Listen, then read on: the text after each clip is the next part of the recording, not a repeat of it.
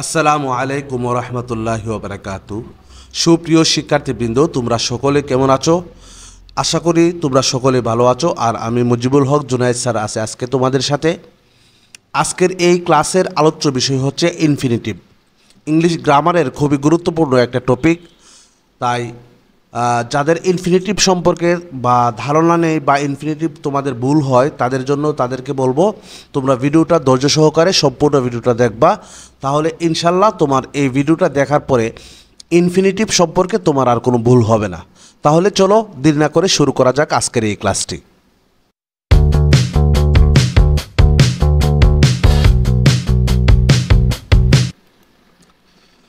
প্রিয় শিক্ষার্থীবৃন্দ, আমরা ইনফিনিটিভের আলোচনা শুরু করার পূর্বে আমরা চলো ইনফিনিটিভের সংজ্ঞাটা জেনে আসি। দেখো, লেখা আছে টু এর পর ভার্বের বেস ফর্ম বসলে অর্থাৎ ভার্বের প্রেজেন্ট ফর্ম বসলে তাকে ইনফিনিটিভ বলে। কি বললাম? টু এর পর ভার্বের বেস ফর্ম বসলে তাকে কি বলা হয়? ইনফিনিটিভ বলে। এখন স্ট্রাকচারটা হচ্ছে টু প্লাস ভার্ব ওয়ান অর্থাৎ ভার্বের বেস ফর্ম। টু এর পরে ভার্বের base form is equal to infinitive. For example, আমরা যদি উদাহরণস্বরূপ দেখি, দেখো, she wanted to speak with mister David. এই বাক্যের মধ্যে তোমাকে বলতে হবে কোনটা ইনফিনিটিভ। ইয়েস, তুমি সঠিক উত্তর দিছো। টু স্পিক হচ্ছে ইনফিনিটিভ। কারণ হচ্ছে দেখো, দেখো এক মিনিট, দেখো যে এখানে to plus verb one, speak হচ্ছে ভার্বের প্রেজেন্ট ফর্ম। তাহলে এই বাক্যের মধ্যে ইনফিনিটিভ আমরা কোনটা পেলাম?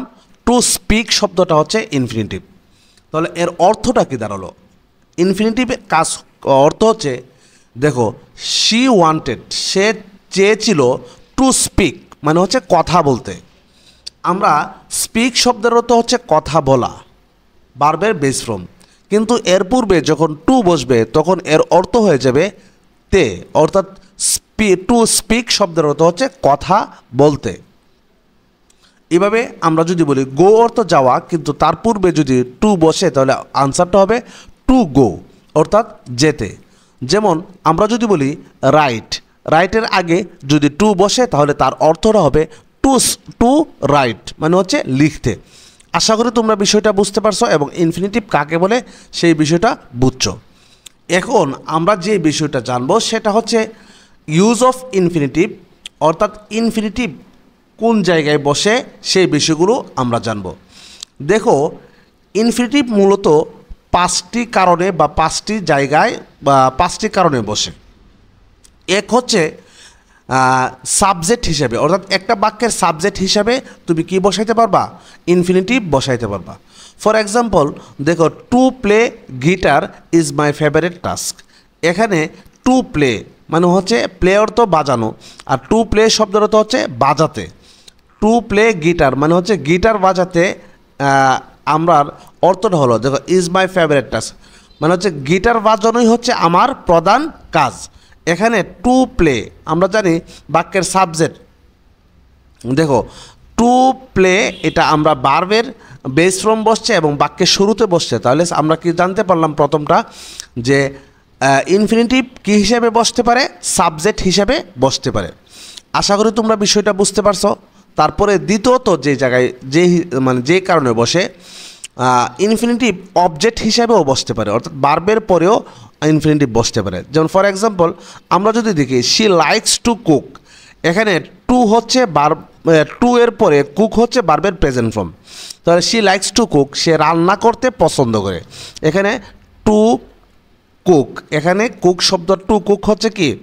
ইনফিনিটিভ। আর তোমাদের একটা কথা বলি যে ইনফিনিটিভ মূলত এটা কিসের কাজ করে? নাউনের কাজ করে। তখন আর এটার ভার্বের কোনো কি থাকে না, মানে সাধারণত ভার্বের কোনো অর্থ থাকে না, এটা নাউনের মতো কাজ করে।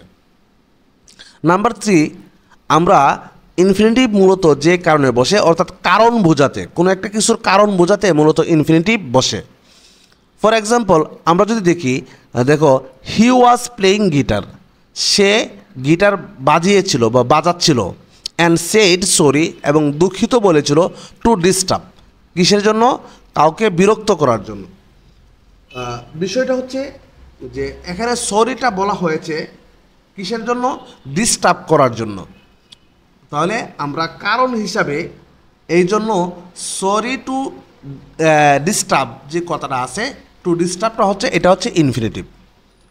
4 নাম্বার যে কারণে বসে ইনফিনিটিভটা মূলত শর্ত বোঝাতে। যেমন আমরা যদি দেখি you have to pay the bill for 3 days, অর্থাৎ 3 দিনের জন্য তোমাকে বিলটা কি করতে হবে, পরিশোধ করতে হবে। এখানে টু পে অর্থাৎ টু এর পরে ভার্বের বেস ফর্ম বসছে। এখন কথা অর্থটা কী দাঁড়ালো যে দেখো মানে 3 দিন মানে 3 দিনের জন্য তোমাকে যে বিলটা পরিশোধ করতে হবে, অর্থাৎ 3 দিন, যদি 3 দিনের জন্য শর্ত হিসাবে মূলত টু পেটা বসছে।